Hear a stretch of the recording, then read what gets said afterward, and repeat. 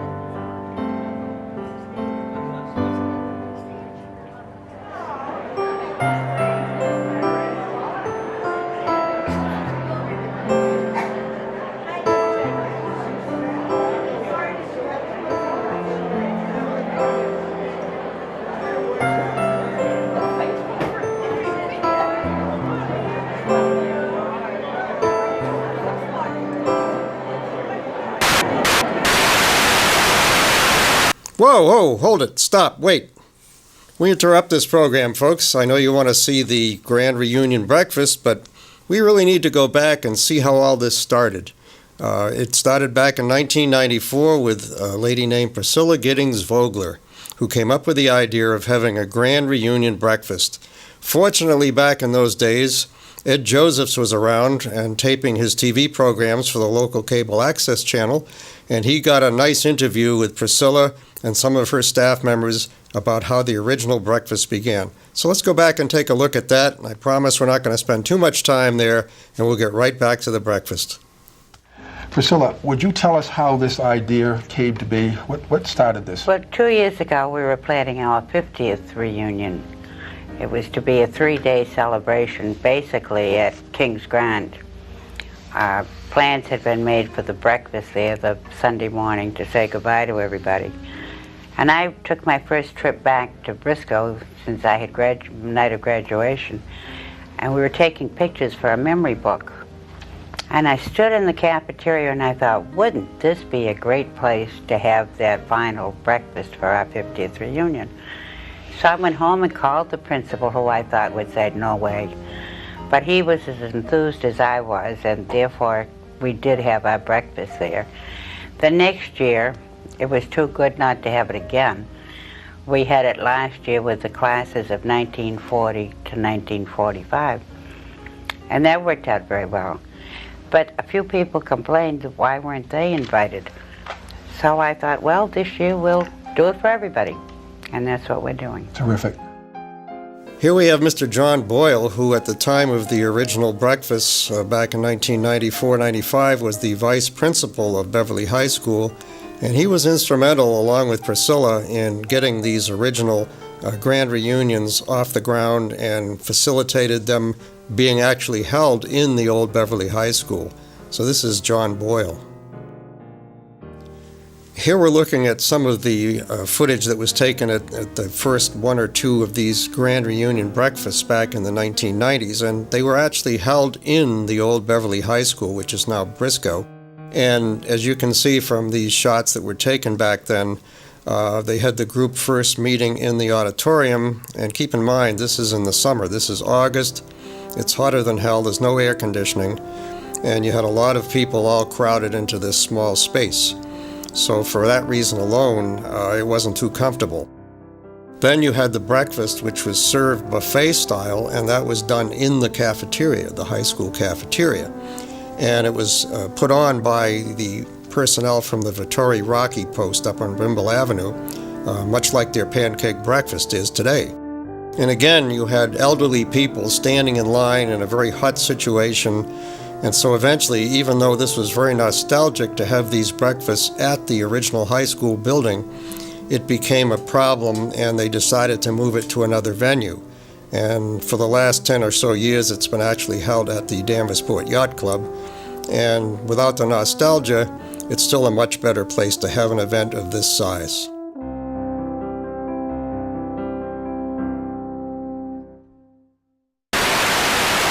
Okay, so now we've looked back and we saw how these grand reunion breakfasts began back in the 1990s.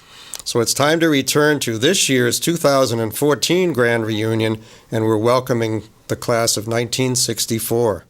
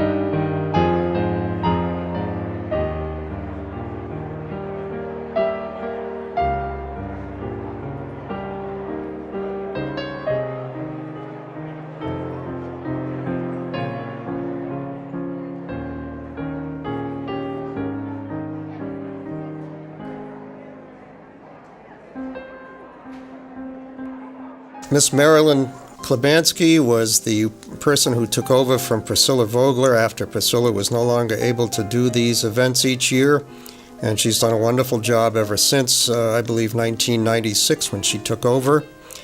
And she's been helped by a committee that meets each year several times prior to the event and keeps things humming. And one of the people who helps probably the most of all is Mr. Ben Merry, and he's from the class of 1944. And he just picks up all the loose ends and keeps everything tied tightly together.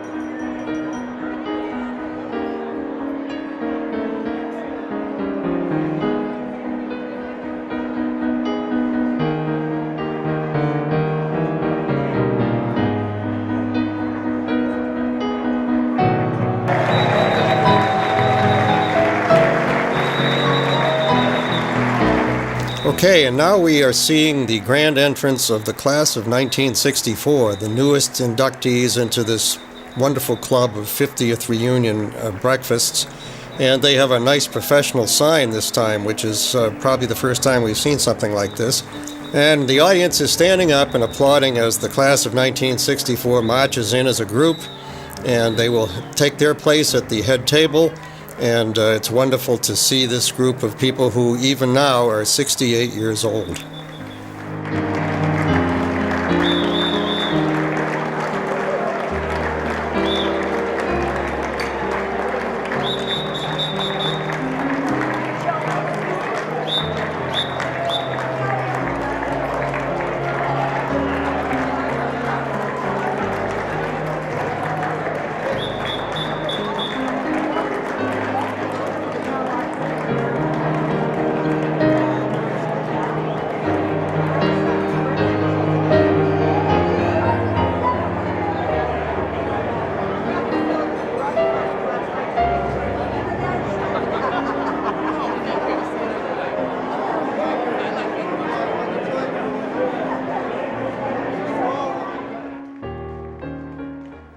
As part of these annual breakfasts, the veterans of the various classes are asked to come forward and lead the audience in the Pledge of Allegiance to the flag.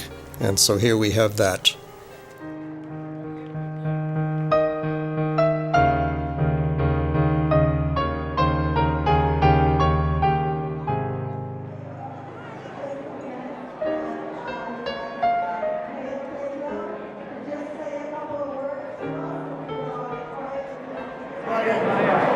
hope you're having a great time.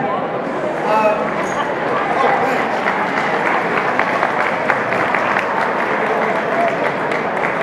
So I got to tell you, as I look around, you all know how to dress for the weather. I'm going to ditch this jacket in just a minute. I'll try to come around and say hi, but just want to say happy homecoming week.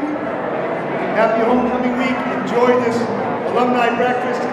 I guess you probably already welcomed the young kids on the block, the class of '64. Is that right?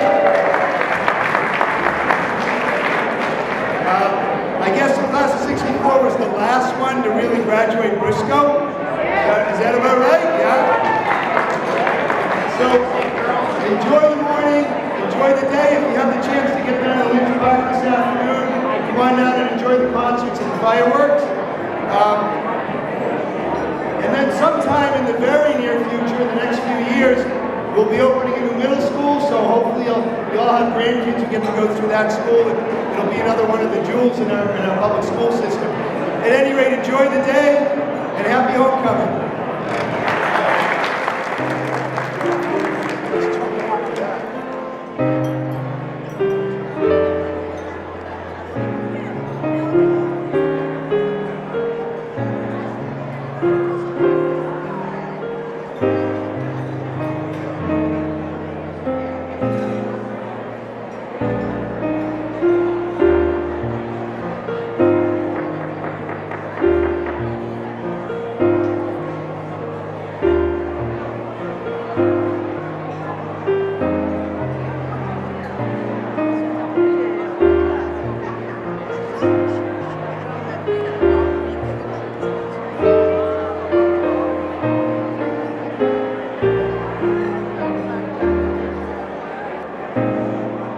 Each year at these grand reunions, they hold a 50-50 raffle, and the profit from that goes to a scholarship, which is awarded each year to a deserving student at Beverly High School.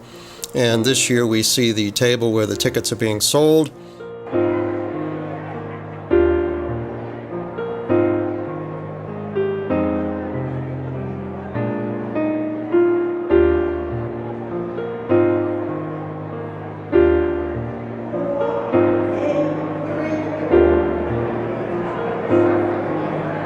And one of the winners here, Susan Whitmore, I'm not sure what her married name is, from the class of 1959, actually won, and she gave back the money, which I think is highly commendable.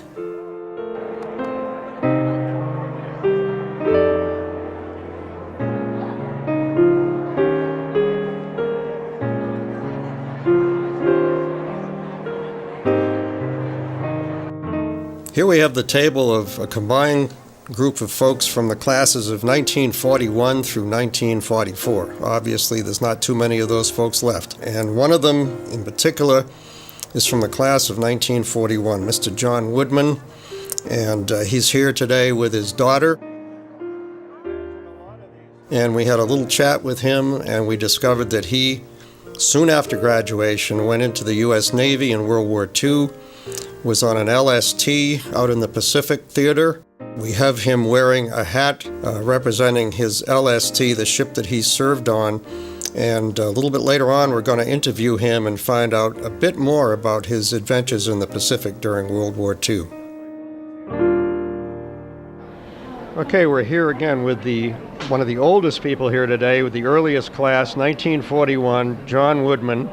And John, you had your yearbook. We already got pictures of that. And you told us that you were in the Navy after you graduated, and you were in the Guadalcanal area. Could you tell us a little bit about that? Well, when I talk about Guadalcanal, we don't want to talk too much about it. I was first in New Caledonia, then we went to La Guaira and across into Guadalcanal. And I was on, if you look at Victory at Sea, you'll see my boat going in, number 9. And we called it Maria Elena because that was our favorite song. Oh, sure. You know, right. At that time, right. You know. And so from that experience I learned from then on never to say too much, but never to miss too much. Right. And so I say to everybody that's watching this program that have a song in your heart. You can't do anything about age, but you can always live with your love in your heart. That's right. And so we share that with everybody, and that's the way I am now. Right, and I understand you said you were in 3 different invasions out there, is that correct? Yes, yeah. Well, we had to go and do replacements. I see. And when we lost people, we had to, I was what they call a boat pool group, and we had to replace whoever didn't get through. And when we did that, we kept going up the line. We call it the slot, the Solomon Islands. Right. And when we went up through the slot, we had to keep away from Rabaul and truck and bypass it because there was so much going on that you were torpedoed in the daytime as well as at night. And so we had no place to go or to escape from. So the experience of all of that is what made me a better person, and helping others and teaching them what I've been through, they can go too. And I said, we all can be survivors in whatever we have and do.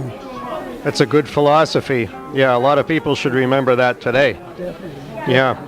Tell me, did you ever see any Japanese aircraft or Japanese ships? Yeah, I could tell you one story, but I don't dare to, because I went in a foxhole and somebody went in before me. Yep. And I slid right in all of it. So bombs or no bombs, I got out of there and went right in the ocean. Right. So you did see some action. Oh yes. Yeah. Yeah. Yeah. Well, I was in action too. Right. Because we had to fight our way out of. We were under a different command. We were under the New Zealand and Aussie command. The Australians. Yeah. Yeah, and they thought nothing of having their tea. Oh, yeah. So when they took the tea pot out, and I said to him, the smoke's going up, they'll know where you are. He said, that's what we want. And when they come, boom, boom, boom. Wow. So That's they were the smartest fighters ever. In other words, it wasn't just known because they had people come from casino, really, all the way back, and they had to show them everything that was new. And so they told me that I had to instruct them on what I knew and where we had to go and how we had to do it. So we'd say yaka yaka to the Japanese prisoners that I used to take to Guadalcanal, and they couldn't get over, and they put planters' peanuts in their, they had those hair things, you know, those headbands. and they hid them so that they could only have to do one at a time because they didn't know. And I took them prisoners to Guadalcanal, and when I did, I said, you be nice to these people, and they're just as nice as you, and they're just as young as you. And I said, respect them no matter who they are. Yeah, and because they're doing it the same way you are. They're drafted and they're stuck. Exactly. Yeah. And I said, I salute you. Yeah. So they said, yaka, yaka. They couldn't get over it. Right. Dropping back to your high school years back in Beverly, when you were growing up, do you remember when Beverly still had streetcars running on the streets before buses? Yes. Oh, yeah, the trolley cars. Trolley cars, yeah. They used to come into Ellis Square. Yeah, and we used to hook on the back of them. You know, hook a ride on the hook back. on the back, try to hold on. But when the thing left the pole, we ran for our lives. Right, yeah. I went through all that. Yeah. What else do you remember about Beverly back in those? What do you remember most about Beverly 73 years ago? Well, I was working at Chapman's greenhouses.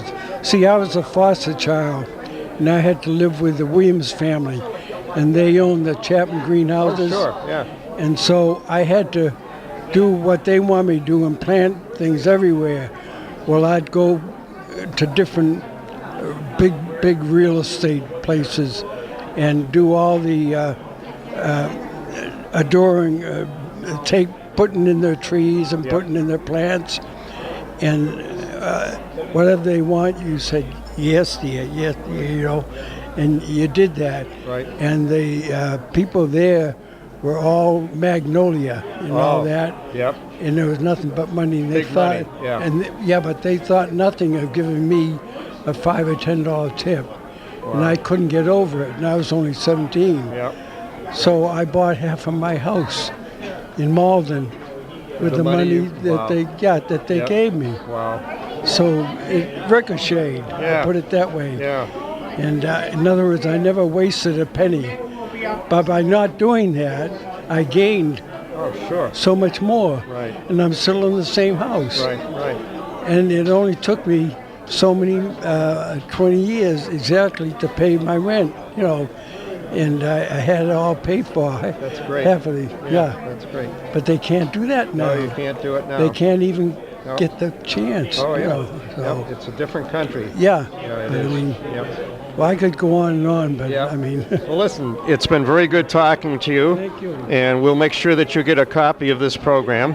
good. Yeah, we'll make you a I'll give it to DVD. my daughter. We'll give it to your daughter, yep. And she gave me the address already. I have a daughter here, and I have this is the one in Hawaii, Yep. and I have a daughter up in Chester, New Hampshire. Okay. Yeah. Yep. And she comes down and helps me out too. Great. So between the two of them, they're spoiling me. They are. Okay, well, again, great to talk to you. We say in the service, go with the flow. Go with the flow. Thank you so much. Thank you. Talk to you later. Thank you.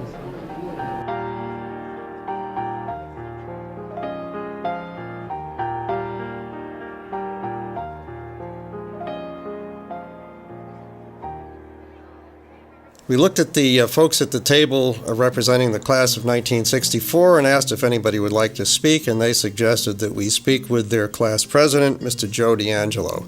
So here we have a very brief talk with Joe. Okay, folks, things are winding down here. They just pulled the 50-50 raffle. We didn't win, and so maybe better luck next year on that. We just interviewed one of the oldest people here from the class of 1941. And now we're going to talk to somebody from the class of 64, and they've just been inducted this year into this group. So we have Mr. D'Angelo here, and welcome. Good morning. We're at the Danvers Yacht Club. I had about 40 members of my class of 1964. So we are the newest and the youngest group of inductees, and we're having a great time. Great event. Thank you. And it has been a really good time. This is the 20th anniversary of this event. And it was started back in 1994 by Priscilla Vogler and John Boyle. And the early ones were covered by Ed Josephs for BevCam. And I think he did those for 2 or 3 years, and they haven't been covered since. So this is kind of groundbreaking territory.